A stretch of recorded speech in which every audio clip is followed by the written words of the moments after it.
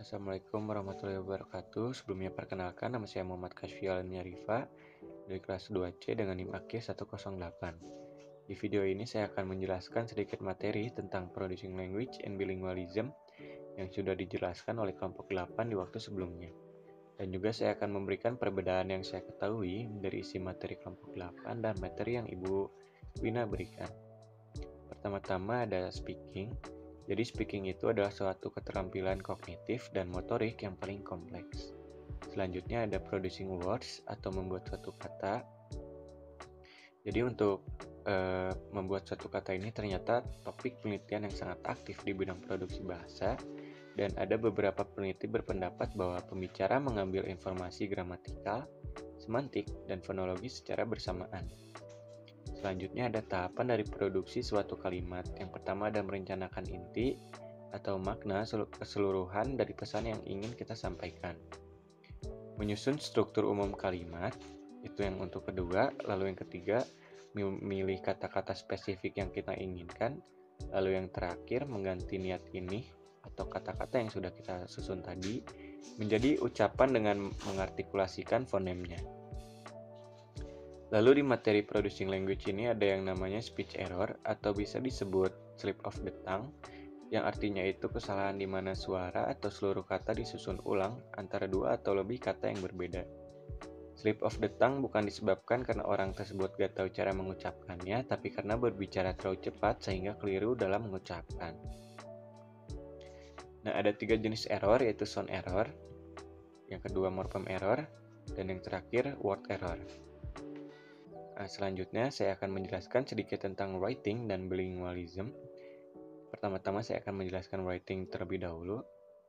Jadi writing itu atau menulis ini adalah tugas yang membutuhkan hampir setiap proses kognitif. Nah, menurut Mayer pada tahun 2004, menulis terdiri dari 3 fase, yaitu perencanaan, pembuatan kalimat, dan revisi. Lalu bilingualism. Jadi bilingualism itu adalah orang yang secara aktif menggunakan dua bahasa yang berbeda.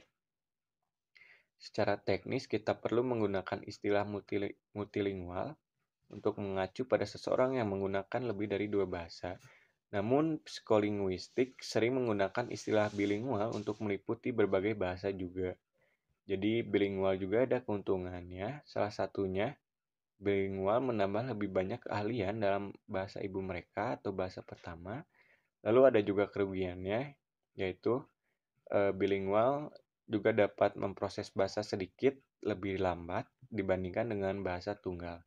Tetapi kerugian ini jauh terbebani oleh keuntungan dapat berkomunikasi secara efektif dalam dua bahasa. Nah, terus ada kemahiran bahasa kedua sebagai fungsi dari usia akuisisi. Yang pertama fonologi, lalu ada kosakata, yang terakhir tata bahasa.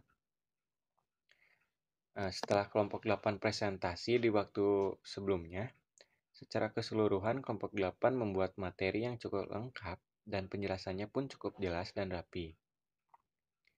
Dan juga kelompok 8 memberikan beberapa contoh yang sesuai dari bagian materinya, memberikan contoh yang sesuai dari bagian materinya, sehingga mudah untuk mengikuti alur pembahasannya. Hanya saja perbedaannya di waktu presentasi itu, Ibu Wina menjelaskan semakin seringnya otot daerah mulut dilatih, maka kata-kata yang keluar akan lebih jelas. Nah, sedangkan kelompok 8 itu kan tidak menjelaskan itu. Mungkin sekian aja dari saya. Terima kasih. Mohon maaf jika ada kesalahan kata dan kekurangan.